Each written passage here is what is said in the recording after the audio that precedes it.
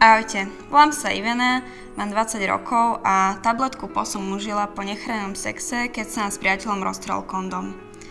Dlho sme premýšľali, čo budeme robiť, no priateľ ma ubezpečoval, že všetko bude v poriadku, že sa nemám báť, ale o neplánovanom tehotenstve nevedel nič viac ako ja.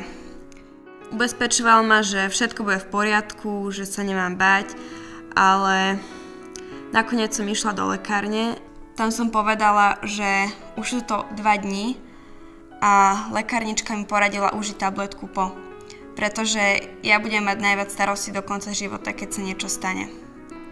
A povedala mi, že tiež to nemám brať ako cukrík, lebo je to naozaj núdzová tabletka a nemá sa brať iba tak, hoci kedy. Takže si myslím, že som mala obrovské šťastie, že som neotehotnela a mám ponaučenie do budúcnosti.